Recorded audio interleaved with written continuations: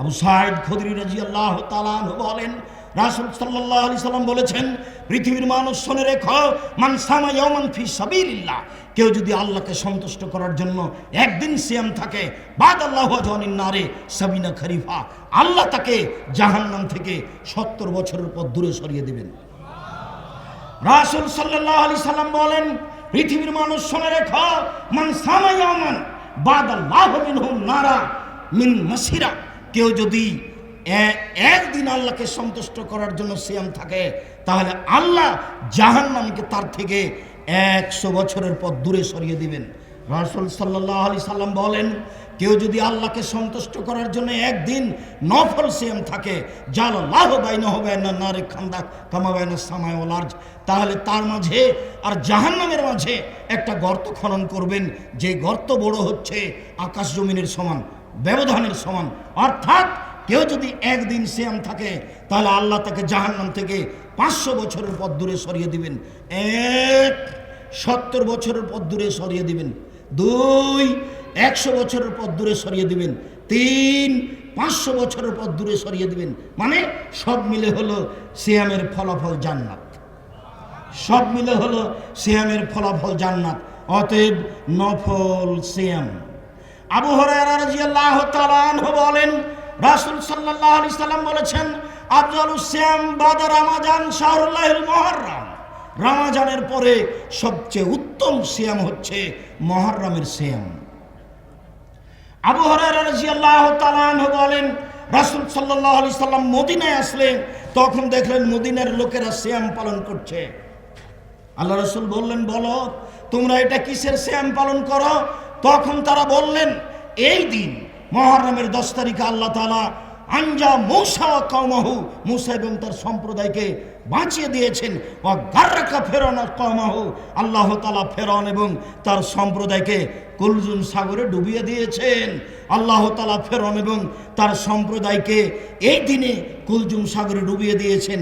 ফাসামা মূসা শুকরান, মূসা আলাইহিস সালাম শুকরিয়া আদায়ের জন্য এই দিন সিয়াম থেকেছিলেন। আল্লাহ, তুমি ফিরআউনকে ডুবিয়ে দিলে, এত শক্তিশালী ক্ষমতাধর ব্যক্তি সদল বলে, আর আমাকে বাঁচিয়ে দিলে, আমি তোমার কি শুকরিয়া আদায় করতে পারি? আমি সিয়াম পালন করে তোমার দরবারে শুকরিয়া আদায় করছি। নাহনু নাসুমু, আমরাও শুকরিয়া আদায়ের জন্য সিয়াম পালন করি। তখন মুহাম্মদ সাল্লাল্লাহু আলাইহি সাল্লাম বললেন, আরে শোনো শোনো, আরে ইহুদি খ্রিস্টান শোনো, নাহনু আউলা ওয়া আহাক্কু মিনকুম, তোমাদের চেয়ে আমরা বেশি হক রাখি মুহররমের 10 তারিখে সিয়াম পালন করব শুকরিয়া আদায়ের জন্য। আমরা মুহররমের 10 তারিখে সিয়াম পালন করব শুকরিয়া আদায়ের জন্য। সাহাবীগণ বললেন, আল্লাহর নবী থামেন থামেন, আল্লাহর নবী থামেন, আপনি বলেছেন যে তোমাদেরকে ইহুদি খ্রিস্টানদের বিরোধিতা করতে হবে। এই দিনকে ইহুদিরা বড় মনে করে, তাই তো তারা সিয়াম পালন করে। ফিরআউন ডুবে গেছে, মূসা বেঁচে গেছেন। ফিরআউন ডুবে গেছে, মূসা বেঁচে গেছেন, তার কারণে তারা শুকরিয়া আদায় করে। এই দিনকে তারা বড় মনে করে। আমরা যদি সিয়াম থাকি, তাহলে তাদের সাথে মিলে গেলাম। আপনি বলেছেন তাদের বিরোধিতা করতে হবে। তখন তিনি বললেন, পৃথিবীর জনগণ শুনে রেখো, লাইন বাকাইতু সানাতাল কাবেলা, আমি যদি সামনে বছর বেঁচে থাকি, লা সুমান্না তাসিয়া, তাহলে আমি মুহররমের 9 তারিখও সিয়াম থাকবো। 9 তারিখ হবে বিরোধিতা, আর 10 তারিখ হবে শুকরিয়া। পৃথিবীর মানুষ শুনে রাখো, 9 তারিখও সিয়াম থাকবো আমি যদি বেঁচে থাকি। 9 তারিখ হবে বিরোধিতা, আর 10 তারিখ হবে শুকরিয়া। এই জন্য মুহররমের 2 দিন সিয়াম থাকা হয়।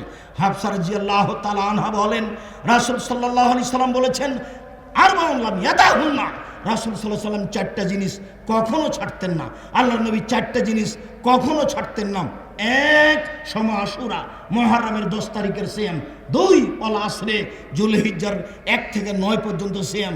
জুলহিজ্জার কুরবানির মাসের 1 তারিখ থেকে 9 পর্যন্ত সিয়াম। 3 সালাসাত আইমিন মিন কুল্লি শাহরিন, প্রত্যেক মাসে 3 দিন সিয়াম। 4 রাকাতাল ফজরে, ফজরের 2 রাকাত সুন্নাত। এই 4টা জিনিস আল্লাহর নবী কখনো ছাড়তেন না। 1 মুহররমের 10 তারিখের সিয়াম। 2 জুলহিজ্জার 1 থেকে 9 পর্যন্ত সিয়াম। 3 প্রতি মাসে 3 দিন সিয়াম। 4 ফজরের 2 রাকাত সুন্নাত, এই 4টা আল্লাহ রাসূল কখনো ছাড়তেন না। বলছিলাম মুহররমের এই 2 দিন সিয়াম পালন করি। রাসূল সাল্লাল্লাহু আলাইহি সাল্লাম বলেন সিয়ামে ইয়াউমে আশুরা আতাসিবু আলাল্লাহি আইয়ুকাফিরা সানাতাল্লাতি কাবলাহু। কেউ যদি মুহররমের 10 তারিখে সিয়াম থাকে, 9 তারিখে সিয়াম থাকে, তাহলে তার বিগত 1 বছরের পাপ ক্ষমা হয়ে যাবে। রাসূল সাল্লাল্লাহু আলাইহি সাল্লাম বলেন সিয়ামে ইয়াউমে আরাফা, কেউ যদি আরাফার 1 দিন সিয়াম থাকে, 1 বছর আগে 1 বছর পরে 2 বছরের পাপ ক্ষমা হয়ে যাবে।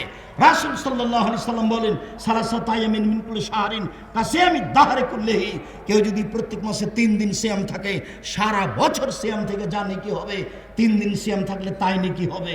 রাসূল সাল্লাল্লাহু আলাইহি সাল্লাম বলেন কেউ যদি প্রত্যেক মাসে 13, 14, 15 3 দিন সিয়াম থাকে, সারা বছর সিয়াম থেকে যত নেকি হবে তাই নেকি হবে।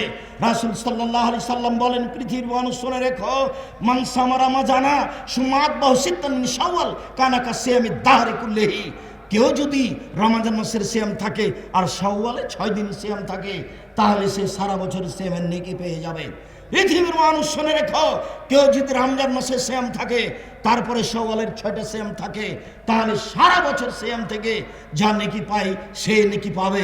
সম্মানিত দিনী ভাই বোন, আমাদের দেশের মহিলা বৈঠকে বলেন বুবু তোমার হায়েজের কারণে রমজান মাসে যে রোজা ছুটে গেছে এটা আগে করো, তারপরে শাওয়ালেরটা করো, কেননা এটা ফরজ আর এটা হচ্ছে সুন্নাত। বুবুর কথা ভুল।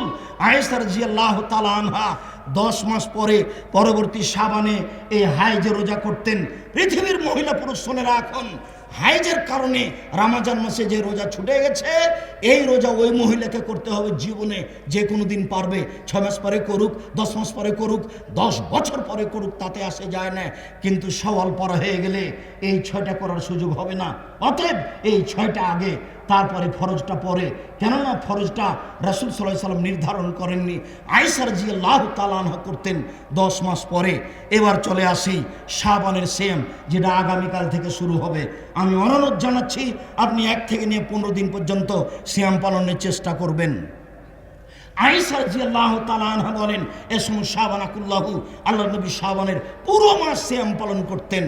তিনি বলেন এসমু শাবানা ইল্লা কালিলা, শাবানের 2-1 দিন শেষের দিকে বাদ দিতেন, বাকি পুরো শাবান সিয়াম পালন করতেন। এসমু শাহরান মুতাতাবাইনি ইল্লা শাবান রমাজান, পরস্পর 2 মাস সিয়াম পালন করতেন, তা হচ্ছে শাবান ও রমাজান। এই 2 মাস ছাড়া তিনি পরস্পর 2 মাস সিয়াম পালন করতেন না। আমি উম্মু সালমা আল্লাহ রাসূলের স্ত্রী বলছি, পৃথিবীর মানুষ শুনে রেখো, আল্লাহর নবী 2 মাস পরস্পর সিয়াম পালন করতেন, তা হচ্ছে রমাজান, তা হচ্ছে শাবান। এবার শেষে চলে আসি, উসামা ইবনে যায়েদ রাদিয়াল্লাহু তাআলা আনহু বলেন আল্লাহর নবী আরাকা তাসুমু ফি শাহরিন মিন শুহুরিন মা তাসুফু ফি শাবান, আল্লাহর নবী আপনাকে শাবান মাসে যত সিয়াম পালন করতে দেখি অন্য মাসে তত দেখি না। ঘটনা কি বলেন তো আল্লাহর নবী, আপনি শাবান মাসে এত সিয়াম পালন করেন কেন? তখন আল্লাহ রাসূল বলছেন শোনো, যাকা শাহরুন বাইনা রজব ও রমাজান, এই একটি মাস রজব ও রমাজানের মাঝে, শাবান একটি মাস রজব ও রমাজানের মাঝে, শাবান একটি মাস রজব ও রমাজানের মাঝে এক ধরনের ফিহে মানুষ এতে গাফেল থাকে। তুরফা আমারুন রাব্বিল আলামিন, এই মাসে বাৎসরিক রিপোর্ট আল্লাহর কাছে পেশ করা হয়। পৃথিবীর মানুষ শুনে রেখো, এই মাসে বাৎসরিক রিপোর্ট আল্লাহর কাছে পেশ করা হয়। অনা উহিব্ব, আমি ভালোবাসি, আইরফা আমালি ওয়ানা সায়েম, আমার যখন রিপোর্ট পেশ করা হবে আল্লাহর কাছে তখন আমি সিয়াম। তুমি দেখে নাও আমার রিপোর্টের সময়ে আমি সিয়াম আছি। বাৎসরিক রিপোর্ট সিয়াম অবস্থায় দিলাম, আমি ভালোবাসি আমার রিপোর্টটা পেশ হোক সিয়াম অবস্থায়। এই জন্য আমি এই শাবান মাসে এত বেশি বেশি সিয়াম পালন করি। তার জানা ছিল না সেদিন 15ই শাবান। কিভাবে ভারত বাংলাদেশ পাকিস্তানের হুজুরেরা জেনে নিলেন সেদিন 15ই শাবান। তাই তারা কলকারখানা, অফিস আদালত, কোর্ট কাছারি, শিক্ষা প্রতিষ্ঠান সব কিছু বন্ধ করে 15ই শাবান সিয়াম পালন করে। প্রমাণে হাদিসগুলি জাল। অতএব ভুল সিদ্ধান্ত, এই সিদ্ধান্ত থেকে ফিরে এসে 1 থেকে 15 তারিখ পর্যন্ত আরও বেশি সিয়াম পালনের জন্য আমি দিনী ভাই বোনকে অনুরোধ জানাচ্ছি। যারা উপস্থিত আছেন, যারা দেশ বিদেশে আমাদের সাথে আছেন অনলাইনে, যারা পরে অবগত হবেন, সমস্ত দিনী ভাই বোনকে আগামীকাল থেকে নিয়ে একটানা 15 দিন নফল সিয়াম শাবানের পালন করার জন্য অনুরোধ জানাচ্ছি। 15ই শাবানে রুজি বন্টন হয় এই কথা মিথ্যে। রুজি বন্টন হয়, সব কিছু হয় রমজান মাসে। জাল হাদিস দিয়ে তাকে শাবান মাসে নিয়ে আসা হয়েছে। সব কিছু হয় আপনার রমজান মাসে, 15ই শাবানে হয় না। সম্মানিত দিনী ভাই বোন, সাপ্তাহিক রিপোর্ট পেশ করা হয় বৃহস্পতিবার সোমবার। তাই আল্লাহর নবী বৃহস্পতিবার সোমবার সিয়াম থাকতেন। তিনি বলছেন, আমি ভালোবাসি আইরফা আমালি, আমার যখন আমল পেশ করা হবে সাপ্তাহিক, তখন আমি সিয়াম থাকি। বৃহস্পতিবার মানুষের রিপোর্ট পেশ করা হয় আল্লাহর কাছে, সোমবার মানুষের রিপোর্ট পেশ করা হয় আল্লাহর কাছে। তাই বৃহস্পতিবার সোমবার সিয়াম থাকতে হবে, শাবান মাসে বেশি বেশি সিয়াম থাকতে হবে। সম্মানিত দিনী ভাই বোন, আমি আপনাদেরকে এই বিষয়ে জরুরি অনুরোধ জানিয়ে বলছি যে আপনারা সিয়াম পালনের চেষ্টা করেন। সম্মানিত দিনী ভাই বোন, আমার মনের স্বাদের কথা আমি একাধিক দিন বলেছি, আজকে বলেছি। স্বাদের কিছু আংশিক আজকে অবস্থা আপনাদের দেখেছি, সময় সাপেক্ষে দেখাবে ইনশাআল্লাহ। যে মাটিতে বসে আছেন এই মাটিতেই 200 শতক জমির উপরে 10,000 মানুষ একসাথে সালাত আদায় করতে পারবে। সেই মসজিদ এই মসজিদ, সেই মসজিদ এইটা, এর নাম বাইতুল হাম জামে মসজিদ, রূপগঞ্জ, নারায়ণগঞ্জ, ঢাকা। অস্থায়ীভাবে মসজিদ চালু করা হচ্ছে আগামীকালকে ইনশাআল্লাহ। যেটা আপনার পাশে দেখতে পাচ্ছেন, কিছু অংশ টিন দেওয়া আছে, কিছু অংশ বাকি আছে। এটা হচ্ছে অস্থায়ী মসজিদ।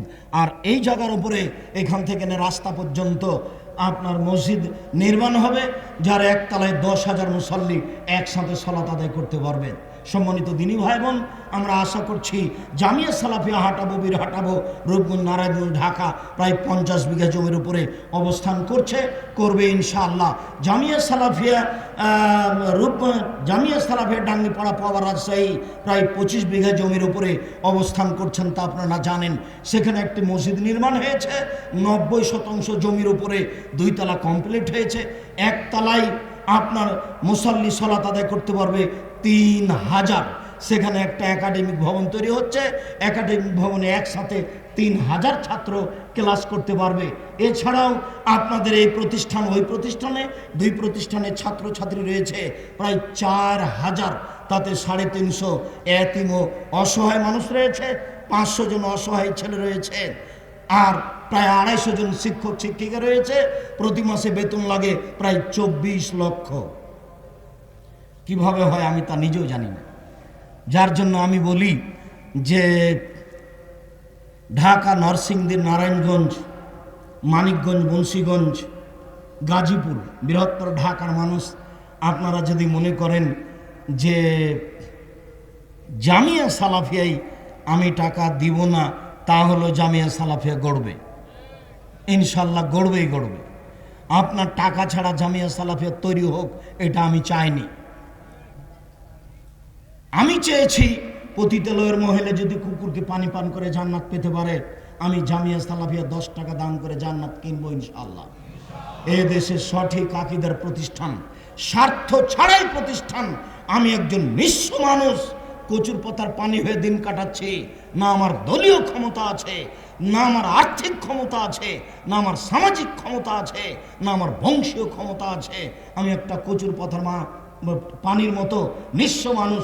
আপনাদের সামনে দাঁড়িয়ে বলি, পৃথিবীর মানুষ, জাতি শুনে রাখুন, আমি আব্দুর রাজ্জাক বিন ইউসুফ মানুষকে পরকালমুখী করার উদ্দেশ্যে এই পদক্ষেপ নিয়েছি। আমি বলেছি, আল্লাহে আল্লাহর কসম, আল্লাহে আল্লাহর কসম, আল্লাহে আল্লাহর কসম, 90 সাল থেকে এখন পর্যন্ত আমি কোনোদিন অপ্রয়োজনীয় বাক্য বলিনি। 90 সাল থেকে আজ পর্যন্ত আমি কোনোদিন কেসা কাহিনী বলিনি। 90 সাল থেকে আজ পর্যন্ত আমি কোনোদিন কোনো মাঝাবের বিরুদ্ধে কথা বলতে যাইনি। 90 সাল থেকে এখন পর্যন্ত আমি কোনোদিন সরকার বিরোধী কথা বলিনি। 90 সাল থেকে এখন পর্যন্ত আমি কোনোদিন মানুষের কাছে পথ খরচ পাথেও চাইনি। 90 সাল থেকে এখন পর্যন্ত আমি মানুষের কাছে কোনোদিন পরিচয় দিইনি। মানুষ আমাকে চাপ দিয়ে বলেছে যে বিজ্ঞাপন পোস্টারে কি লিখবো, আপনার একটু পরিচয় দেন। তখন আমি বলেছি, আমার নাম আব্দুর রাজ্জাক, আমার বাপের নাম ইউসুফ, বাপ বেটা মিলে আব্দুর রাজ্জাক বিন ইউসুফ। এর চেয়ে আমি বেশি কোনোদিন মানুষকে বলিনি। কেউ যদি প্রমাণ দিয়ে দিতে পারে যে আব্দুর রাজ্জাক সাহেব একদিন তার পূর্ণ পরিচয় আমাকে দিয়েছিলেন, প্রমাণ হয়ে গেলে আমি জাতির সামনে আর কোনোদিন বক্তব্য দিব না। আমি আপনাদের জামিয়া সালাফিয়ার এক সন্ধ্যা খাই না। যদি খাই তাহলে তার টাকা দিয়ে দিই, যাওয়ার সময় ফাইল আছে দেখে যাবেন। আব্দুর রাজ্জাক বিন ইউসুফ ফাইল আপনাদের জামিয়া সালাফিয়া আমি এক সন্ধ্যা খেয়েছি, আমি টাকা দিইনি, এরকম প্রমাণ নাই। যদি প্রমাণ হয়ে যায় তাহলে আমি বুঝতে পারিনি, আমি ভুলে গেছি। তাহলে যারা খাওয়ায় তাদের ভুল থাকতে পারে। আমি সজ্ঞানে জেনে শুনে আপনাদের জামিয়া সালাফের এক সরিষা সরি পরিমাণ সুবিধা ভোগ করব না ইনশাআল্লাহ। আমি চাচ্ছি আল্লাহ তুমি এই জামিয়া সালাফেকে কবুল করো, আমার ভুলের কারণে, আমার ত্রুটির কারণে এই জামিয়া সালাফের ক্ষতি করো না। আমার মনে বড় সাধ, আমি এই দেশের মাটিতে উন্নত মানের প্রতিষ্ঠান গড়বো ইনশাআল্লাহ, যেখানে ছেলে মেয়েরা বাংলা, ইংরেজি, আরবি উন্নত মানের শিক্ষা অর্জন করে জাতির অন্যায়ের বিরুদ্ধে লড়বে, মুখে কলমে মিডিয়ায়। মুখে এই যে বক্তব্য দিচ্ছি, আরও সবাই দিচ্ছে, বাচ্চারা দিচ্ছে, মেয়েরা দিচ্ছে, মুখে এই দিন প্রচার চলছে। আপনার কলমে এই যে মাসিক আল ইতেসাম পত্রিকা, জানি না আপনি নিয়েছেন কি না, নেন কি না, 20, 25, 30 টাকা দিয়ে পত্রিকা নিলেন না, আর আপনি বললেন আব্দুর রাজ্জাককে ঠকিয়ে দিয়েছি। ভুল হিসাব।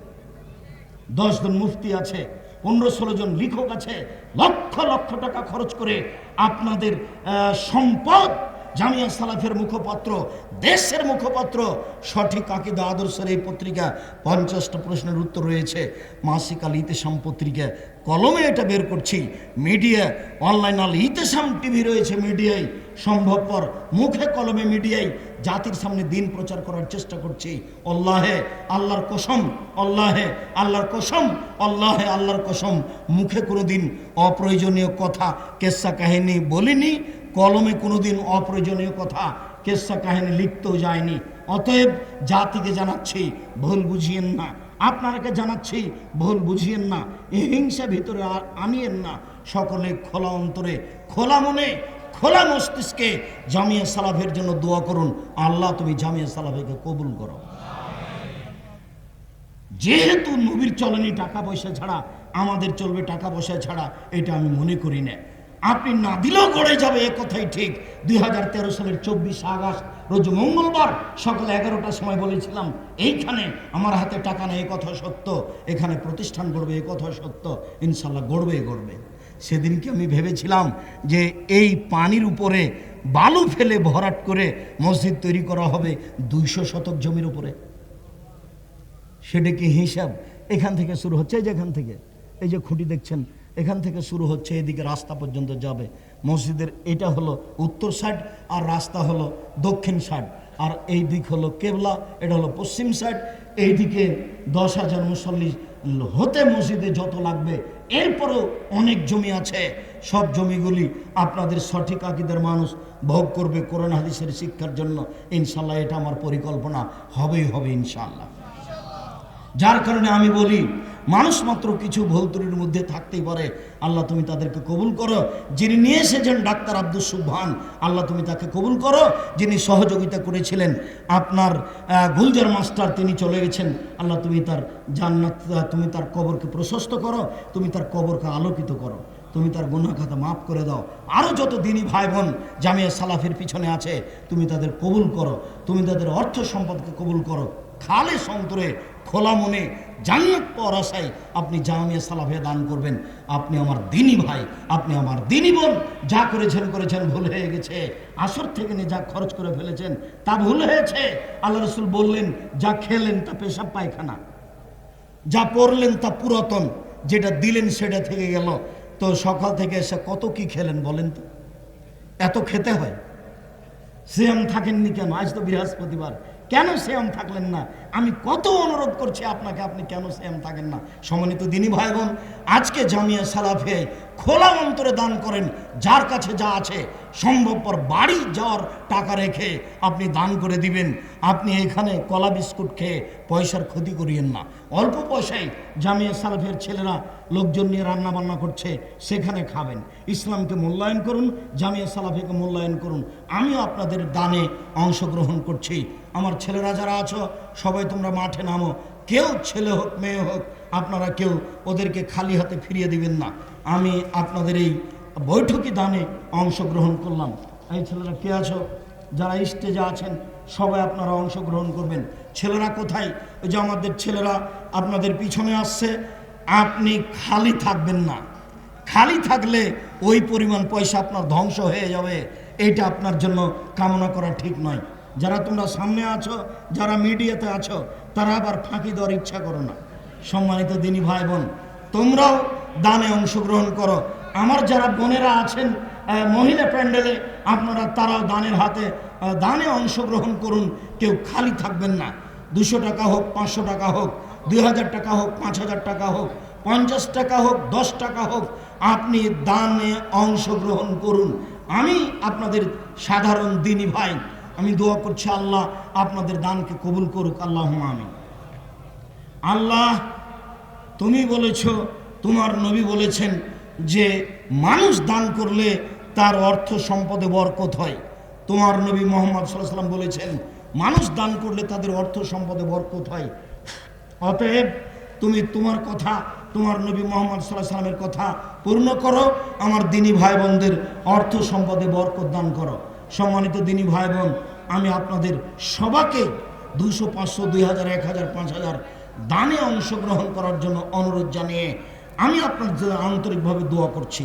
আজকে এটা করবেন, আর কালকে এই মসজিদের জন্য 2 লক্ষ, 5 লক্ষ, 10,000 ইট হোক, বালু হোক, সিমেন্ট হোক, আপনি 1 গাড়ি সিমেন্ট, আপনি 1 গাড়ি ইট, বা আপনার 2, 4, 5, 10 টন টিন রড পাঠিয়ে দিবেন।